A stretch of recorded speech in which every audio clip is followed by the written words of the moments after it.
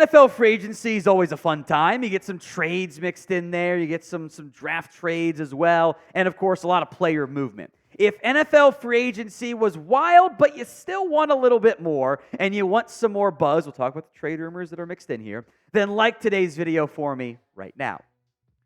We're going to begin with latest on one Brandon Aiyuk, as his trade rumors have reappeared again. After some noise when the year ended, they are now back in a fairly noteworthy way, thanks to a couple different reports, claims, etc. First, there is this one from Mia O'Brien, a Jaguars reporter, saying the Niners reportedly would have wanted number 17 overall and Zay Jones. The Jags would have had to pay Aiyuk, so fizzling out. Now, I will make note. I don't like it when reporters say about the thing they are reporting, the Niners reportedly wanted it. Because that makes it sound like it's not your information. And you saw it somewhere else and kind of took it.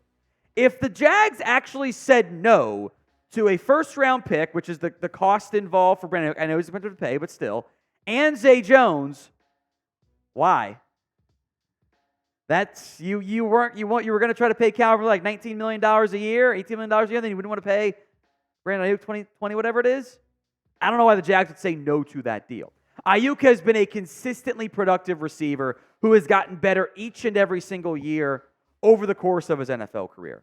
In terms of the run after catch and route running ability, I don't think there are very many better receivers in that combination out there in the NFL. I think he is a legitimate wide receiver one. And I'm by the way, I'm not convinced, despite all these rumors, more on the Steelers side here momentarily, that the Niners will end up trading away Aiyuk. I think there's a real chance they just keep him. I wouldn't be shocked if they, and I know they have listened, to various offers involving Deebo Samuel. He's a more dynamic playmaker, things he can do with the ball in his hands, even more so than Aiyuk, who's also great at the catch. But he's also been a lot more injury-prone. He's missed more time. 7 games, 16 games is great, 13, 15, a bit banged up at various points. The Niners might not view Deebo Samuel and Brandon Aiyuk as both payable long-term. Maybe they do feel that way. And maybe they're just doing their due diligence, actually listening to calls, because we do know other teams would love to find a way to get Aiyuk on their organization. So more on the Steelers angle to come. But will the 49ers trade Brandon Aiyuk? Y for yes, N for no. It's the pinned comment on this video. So if that ad plays on YouTube, that's fine. Ignore it. Take advantage of it. Head down there. Y for yes, N for no. Now, the Pittsburgh Steelers have also been linked to a Brandon Aiyuk trade, and it seems like each time a new report comes out, the more it's like, okay, maybe it could go down from that perspective. Pittsburgh Tribune, I think, reporter, or maybe it's Post-Gazette. I don't remember which one. I'm sorry. Jerry Dulac says that, hey, the Steelers are after a bigger catch than Mike Williams, who, by the way, has signed a deal with the New York Jets within the last hour of this video going out, give or take. Then there was this report from Andrew Filipponi, who I will make note, maybe not the most credible. Insert by the end of the year, the only quarterback that will be better than Kenny Pickett will be Patrick Mahomes' claim he had last year. Says Steelers looked into 49ers receiver Brandon Aiyuk last year of his contract, so they have to execute a sign and trade, but they've shown interest. Interest also means less than like actively pursuing and close to a deal, but it is noteworthy. And then maybe the most intriguing part of it all is earlier today, Brandon Aiyuk, who has not tweeted in almost a year, a full calendar year, 365 days, like 340-something days and tweeted, said, at Coach Tomlin, they saying we twins. What do you think? He does look a little bit like Mike Tomlin, but he knows what he's doing. He knows what a tweet for the first time in a year at a Steelers head coach who has been linked to the trading for him is going to do to the Niners fan base and social media, etc. He knows what he's doing. Whether he's trying to get paid or trying to get a trade going, he knows what he's doing out there. Now, I think the cost of an Aiyuk trade would be a first-round pick and more. It doesn't really do much for the Niners or the Steelers to trade George Pickens. Like, it's not, that kind of defeats the purpose of trading away your other good receiver. Van Jefferson. Maybe give him Calvin Austin. Maybe it's just more picks, something else altogether. But it's interesting. And until he's dealt or signs an extension, those Aiyuk trade rumors aren't going to go away anytime soon. Now, today's show is made possible by Prize Picks. And look, they've got specials for new and returning users alike for March Madness when you go to prizepicks.com/CLNS. Football season might be over, but the action on the hardwood is heating up. Whether it's March Madness or the fight for NBA playoff seeding, there's no shortage of high-stakes basketball moments this time of the year.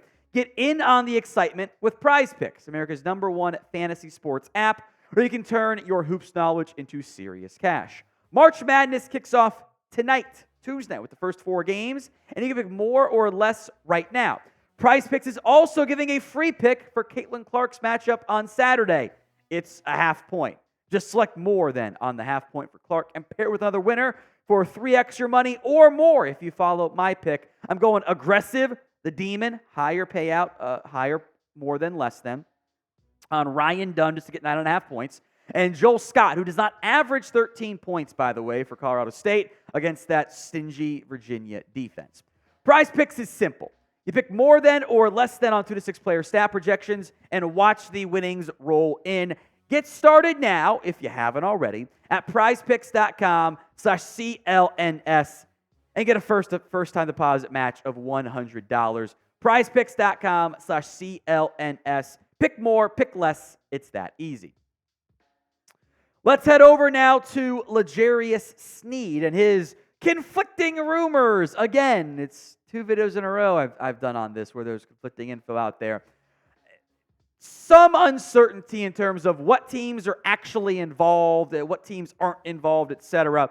Diana Rossini mentioned these 4 teams as involved in talks. Albert Breer mentioned everyone but the Patriots involved in these talks. There's been a consensus that Tennessee and Indianapolis have been the 2 teams most involved for L'Jarius Sneed. Minnesota was, but with losing Kirk Cousins, spending money on defense, and not having much draft capital, I think we can cross them off the list.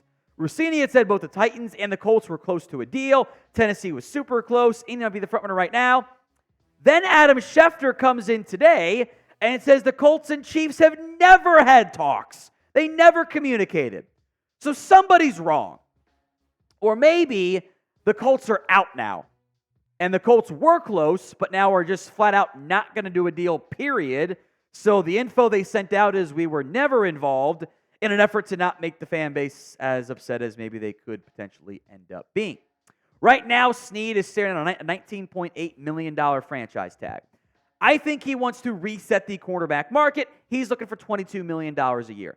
That's a lot for a team to pay. And I think that might raise concerns. And maybe is the crux of the issue as to why a trade has not gone down. So will L'Jarius Sneed be traded? 1 for yes, 0 for no. Get those predictions in for me in the comments section. Let's also talk Zach Wilson trade. The Jets are still trying to find a trade partner for Wilson. The Rams are the team most recently linked, according to Albert Breer. He wrote, quote, the Rams have been a logical landing spot for Jets quarterback Zach Wilson. I'd say maybe even more so now with Jimmy Garoppolo signed in Los Angeles. Wilson could use a reset and to sit for a year, so going somewhere where he'd be the 3rd string would afford him some much-needed time. I've also heard his old OC from the Jets, Rams OC Mike LaFleur, would be open to a reunion, which is noteworthy because there were reports that LaFleur and Wilson didn't get along previously. I don't think there's going to be a ton of interest in Zach Wilson. I think if they are lucky, it's the Mac Jones 6th-round pick trade with really no upside to be better in the same way that the Justin Fields, Kenny Pickett trades had some upside to it. What draft pick do you think Zach Wilson is worth? Drop that answer for me in the comments. Wilson, here's the downside, right? Like, he has not been very good. If the plan is him being a backup for a year, then he's a free agent. So why are you trading for a 1-year rental of a 3rd-string quarterback? That's why Kenny Pickett went for more than we thought he would, because there's 2 years of team control as opposed to the 1 from Wilson's draft class. Now, some of the crappy aggregator accounts had linked the 49ers to a trade for Zach Wilson. We'll talk about them here in a moment. The Rams, meanwhile, have Matthew Stafford, Jimmy Garoppolo, who was suspended, by the way, for a few games. Stetson Bennett, we'll see if he's back playing football after missing the year with an undisclosed issue on the NFI list. And then Dresser Wynn, which feels like a weird crossover between like something you could buy at a store. I don't know. The Niners, meanwhile, and it was the aggregate accounts, the fake ones that said close to a trade, and then they signed Joshua Dobbs. I don't know if I buy that report at all, frankly. Don't use NFL Rooms and NFL Notify and ML Football for your information. They tend to just to make stuff up and not cite anybody in the process of it there. But the Niners have Purdy, Dobbs, and Allen, so another quarterback is at least possible from that perspective. If you want more NFL news, rumors, updates, and more, hit that sub button right now, youtube.com/chatsportstv. Want to go rapid fire here on some of the recent signings last 24-ish hours in the NFL. Chase Young, who I mentioned him because, well, he's a neck injury and needs surgery for it. That's a red flag. Getting a 1-year, $13 million guarantee with the Saints. That's still going to go through. They also signed Ali Udoh to give them some depth along the offensive line. Alexander Mattison could compete/be the backup to Zamir White in Las Vegas. No details on his contract. Rico Dowdle is back with the Dallas Cowboys, a 1-year deal with basically no guaranteed money, and that's kind of like not guaranteed a roster spot. Shaman Ankrum is going to go help out the Seahawks line depth. We mentioned Joshua Dobbs to the Niners, 1-year deal, $2.25 million. I think that part's guaranteed. Should be some incentives mixed in there. Kevin Zeitler is heading up to the Detroit Lions on a 1-year deal. Yosh Neiman, some incentives on this deal, the former Packers offensive tackle going to Carolina. Speaking of offensive tackles, Cornelius Lucas, a 1-year deal up to $4 million to re-sign with the Commanders. Sebastian Joseph Day, one of the last remaining kind of run-stopping defensive tackles, signs a 1-year deal with Tennessee. Mario Edwards also signing a 1-year deal with the Houston Texans. Trent Brown, who has not yet had the details announced, a 1-year deal to potentially start for the Bengals at right tackle, is going from Patriots to the Bengals there. Denzel Perryman is back with the LA Chargers. That was announced with the team. No details yet. The former Texans, Raiders, and also former Chargers linebacker, funnily enough. Kayvon Wallace joining the Seattle Seahawks. He's bounced around in some recent spots as of late. Shaquille Griffin, a 1-year deal worth up to $6 million, up to I think that figure too, with the Minnesota Vikings. Maybe the more notable one is Mike Williams, 1 year up to $15 million with the Jets. I think the up to's doing some work there. It might be more like $8 to $12 million and then a bunch of incentives tacked on there. And then Jonathan Hankins, details TBD on that front. He is leaving the Dallas Cowboys. Jordan Adendirty, the new Seahawks DC, with the Seattle Seahawks on what I assume is going to be a cheaper 1-year deal, but no details announced at this stage.